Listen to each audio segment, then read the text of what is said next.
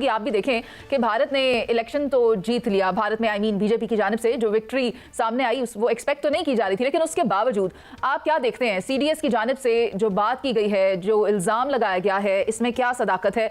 एक जानिब point scoring अच्छी हो रही है और आलमी सतह पर भी हजीमत का सामना है, कैसा देखते हैं आप सीडीएस के स्टेटमेंट को? जी, बहुत शुक्रिया मुनीज़, आपने इन्वाइट किया। ये एक सरप्राइज था। जाहिर है जो इंडियन इलेक्शन जो हुए हैं बिहार में, उसमें से तकरीबन 243 सीटों में से 203 जो हैं वो मोदी और उनके जो अलायंस थे वो जीत गए। वो अलग बात है कि वो अच्छा हुआ या नहीं हुआ, वो अलग बात कर सकते हैं, लेकिन जो सीडीएस ने कहा है रीसेंट डेवलपमेंट्स पर कि हमें असला नहीं दिया जाता, ये पहली दफ़ा नहीं हुआ और मैं इसको हैरत की निगाह से नहीं देख रहा। 9 जनवरी 2025 इसी साल की शुरू की बात कर रहे हैं, कोई 10 महीने पहले इंडियन एयरफोर्स चीफ ने एक पब्लिक सेमिनार में तकरीर करते हुए कहा था कि मुझे मजीद फाइटर जहाज चाहिए ताकि मैं रेलेवेंट रह सकूं और दुश्मन पर खौफदारी कर सकूं। यानी हमारे जो मेक के कॉन्फ्लिक्ट से 4 महीने पहले पहली बात उसमें उन्होंने एक्सप्लेन किया था। उन्होंने कहा था कि 2016 में मैंने 40 तेजास जहाज़ों का ऑर्डर किया था, वो हमें 2025 में 9 सालों में एक भी जहाज़ नहीं मिला। तो आपके व्यूअर्स अब जानते होंगे कि तेजास वो जहाज़ है जो हिंदुस्तान खुद बनाना चाह रहा था, जैसे हमने F-17 थंडर बनाया। मैं क्विक कंपैरेटिव एनालिसिस कर देता हूँ। हमारे पास जब सैंक्शन लगी थी F-16 के स्पेयर पार्ट्स पर, खासतौर पर जब सोवियत यूनियन वहाँ से चला गया था, प्रेसलर अमेंडमेंट के अमजद में आ गए थे, हमारे पैसे भी रोक लिए अमेरिका ने और जहाज़ भी रोक लिया और स्पेयर पार्ट्स भी रोक लिए F-16 के।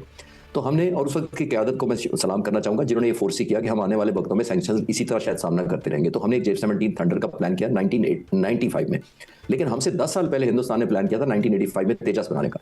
आज 40 साल बाद हिंदुस्तान के पास टोटल 40 जहाज है 40 सालों में। हमारे पास पिछले 30 सालों में, क्योंकि हमने 95 में शुरू किया था, तो हमारे पास 200 जहाज है। जब F-17 थंडर जंग में हिस्सा ले रहे थे सारे के सारे, जबकि तेजस को उन्होंने श्रीलंका के पास एक उनका सोलर एयरबेस वहां पर डिप्लॉय कर दिया था और इस वजह से कि वो इस काबिल नहीं थे। अब मैं सीडीएस से लिंक करता हूँ। एयर चीफ कहते हैं कि मुझे तेजस नहीं मिले अभी तक 40 जहाज। फिर आगे आते हैं, फिर ये 30 मई यानी हमारा कॉन्फ्लिक्ट हो चुका था। भारत के 8 जहाज 7 जहाज, जो प्रेसिडेंट ट्रंप बेहतर जानते हैं, हमें बता देंगे, कुछ दिनों में और तो नहीं थे कहीं, वो 30 मई को एक और पब्लिक अपीयरेंस में आते हैं और दोबारा कहते हैं, वो कहते हैं कि जब मैं कॉन्ट्रैक्ट साइन कर रहा होता हूं तो मुझे पता होता है कि ये डिलीवरी नहीं टाइम पर होनी, यानी चाहे वो जहाज हो, चाहे वो उनके मिसाइल्स हो, चाहे कोई और अपग्रेडेशन हो।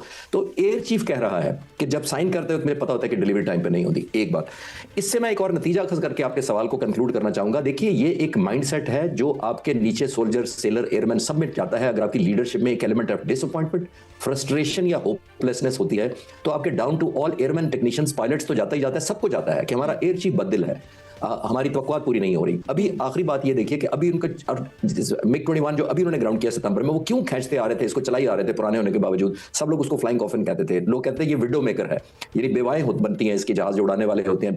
क्यों कहते थे वो? इसलिए कि उनको क्योंकि तेजस मिल नहीं रहे थे। MiG-21 को वो चलाते चलाते मेंटेनेंस पर कॉम्प्रोमाइज करते करते सितंबर 2025 तक ले आए और अब ग्राउंड किया। तो ये मैंने बैकग्राउंड कोशिश की, गुजारिश करूं आपको, आपके व्यूअर और हम लोग बेहतर समझ सकें कि अभी सीडीएस ने कोई सरप्राइज नहीं दिया।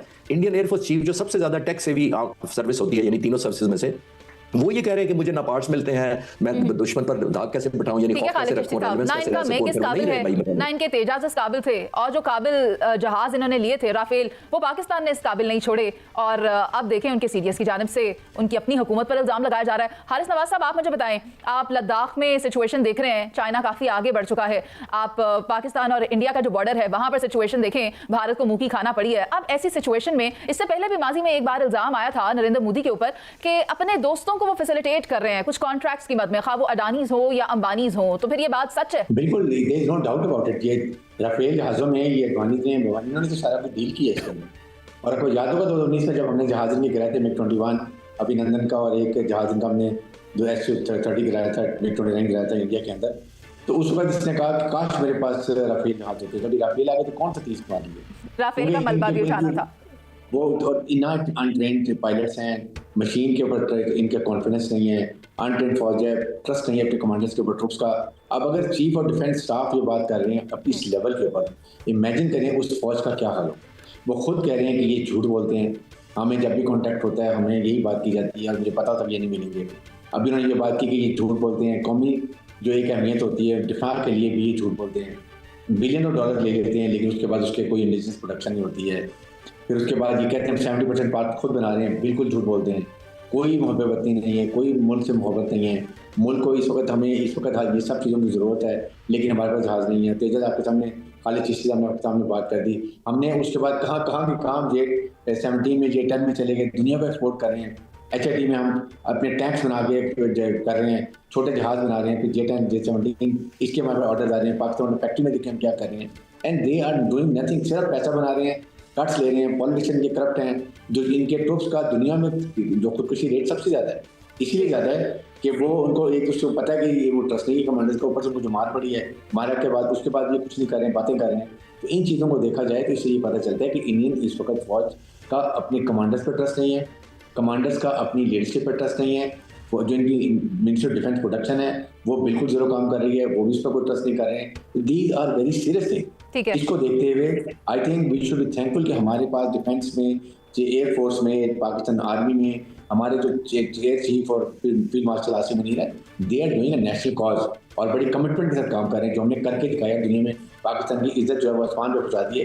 That credit goes to us. ठीक है हारिस नवाज साहब, आपका पॉइंट आ गया है, लेकिन जो भारतीय अफवाज है उसके अंदर ट्रस्ट डेफिसिट पैदा हो गया है। शहजाद हुसैन भट्ट साहब से मैं ये पूछना चाहती हूँ, एक जानिब आप देखें बिहार ने अपना फैसला सुनाया, कहा तो ये भी जा रहा है कि यहाँ जो वोट हासिल किया गया ये धोखाधड़ी के तहत किया गया, और दूसरी जानिब आपको क्या लगता है, क्या इस फतह से नरेंद्र मोदी का मौक़िफ़ ज़्यादा मजबूत हो जाता है? क्या भारतीय अफवाज में ज़्यादा क़ुव्वत आ जाती है? आप इसे कैसे देख रहे हैं? देखिए, काबिल एहतराम मुनीज़ मोइन साहबा, एक इलेक्शन जीतने से, वोटों को हासिल करने से वहां लाला पड़ी हुई है कि जनाब 2 नंबरी हुई है, लेकिन मैं उनके मुल्क पर वो कमेंट करना ही नहीं चाहता। वो राहुल गांधी काफी है इस पर बात करने के लिए, वो खुद कह रहा है, लेकिन वोट हासिल करने के साथ साथ इसके पास जमीन जो है इसके पांव से खिसकना शुरू हो चुकी है, और अब बस चंद माह ही बाकी रह गए हैं जिसके बाद आपको मोदी का डाउनफॉल आ जाएगा। लेकिन आपने इंट्रो में बड़ा खूबसूरत एक नाम लिया, अनिल चौहान की आपने बात की, जो भारतीय चीफ ऑफ डिफेंस स्टाफ है, उन्होंने जो मुआहदे की बरहमी का इज़हार करते हुए दफाई सनद पर लानतान की है, वो बड़ी अहम चीज थी। लेकिन ये पहली बार नहीं हुई है, ये भारत की बढ़के हमने बहुत पहले भी देखी है। इलाकाई सुपर पावर, ताकत के नशे में भरपूर बावत, यार एक ढंग का हथियार जो है वो आज तक वो बना नहीं सके।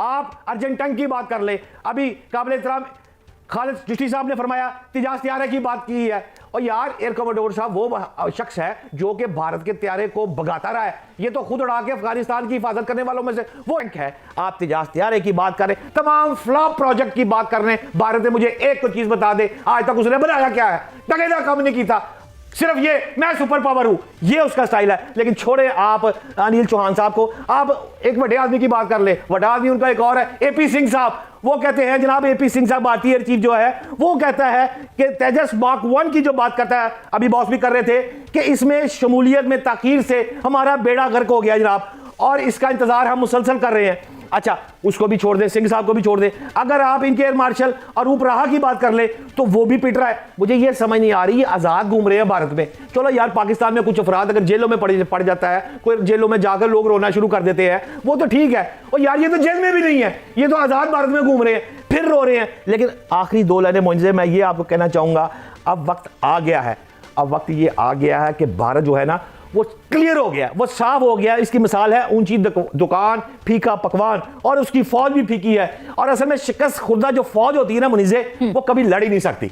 आपका कमांडर स्ट्रांग होगा तो आप लड़ेंगे। ये तीनों नाम मैंने लिए, अनिल चौहान का नाम लिया है मैंने, AP सिंह का नाम लिया है मैंने, एयर चीफ मार्शल और उपराहा का नाम लिया है, और क्या कहा है? रो रहे हैं। और यार नहीं, ਤੁਹਾਡੇ अफसरान जो रो रहे हैं, और टके का काम आप बना नहीं सकते, टैंक आप नहीं बना सकते, जहाज आप नहीं बना सकते, और जो किराए ते राफेल लेंदे हो उन्होंने खाली चुस्ती टा देंदा है। ताड़ा इलाज की है, सिर्फ मातम किया जा सकता है और इंतजार किया जा सकता है। चंद माह और है, ये मोदी का जवाल आपको इसी टीवी स्क्रीन पर ब्रिगेडियर हारिस नवाज इसका इंकशाफ करेंगे कि ये डिसॉल्व हो गई हुकूमत। मैं तो सिर्फ इतना ही कहना चाहूंगी कि फेल्ड राफेल, फेल्ड नेटिव और एक फेल्ड स्टेट के तौर पर भारत उभरता हुआ दिखाई दे रहा है।